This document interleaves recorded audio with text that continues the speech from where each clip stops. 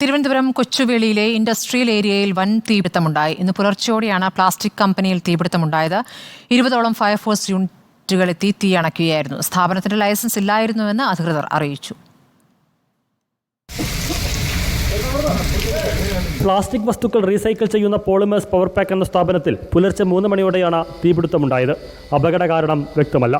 തൊട്ടടുത്ത സ്ഥാപനത്തിൽ കിടന്നുറങ്ങുകയായിരുന്ന ജീവനക്കാരാണ് തീപിടുത്തം ആദ്യം കാണുന്നതും വിവരം പുറത്തറിയിക്കുന്നതും. സ്റ്റാർട്ടിങ് ഈ തെങ്ങിൻ്റെ ഏരിയയിലാണ് തുടങ്ങിയത്. നമ്മുടെ ഇവിടുത്തെ മോട്ടോർ ഓണാക്കി ഈ സൈഡ് നനച്ച് ഭയങ്കര ചൂട് അടുക്കാൻ പറ്റില്ല. അതുപോലെ ഗ്ലാസ് തെറിച്ച് വരുന്നുണ്ട്.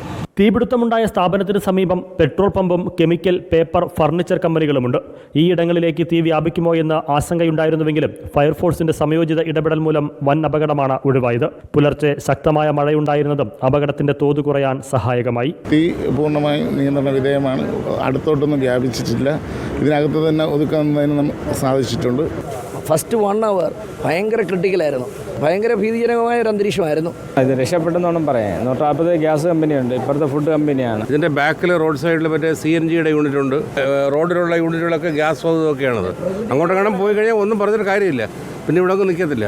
അടുത്ത് കെമിക്കൽ യൂണിറ്റ് ഉണ്ട്. അപ്പോൾ കെമിക്കൽ യൂണിറ്റുകളെല്ലാം തീ പിടിക്കുകയാണെന്നുണ്ടെങ്കിൽ വൻ സ്ഫോടനം ഉണ്ടാകുമായിരുന്നു. 10 വർഷമായി പ്രവർത്തിക്കുന്ന സ്ഥാപനത്തിനാണ് തീപിടുത്തമുണ്ടായത്. നഷ്ടം വിലയിരുത്തിയിട്ടില്ലെന്ന് കമ്പനി ഉടമ.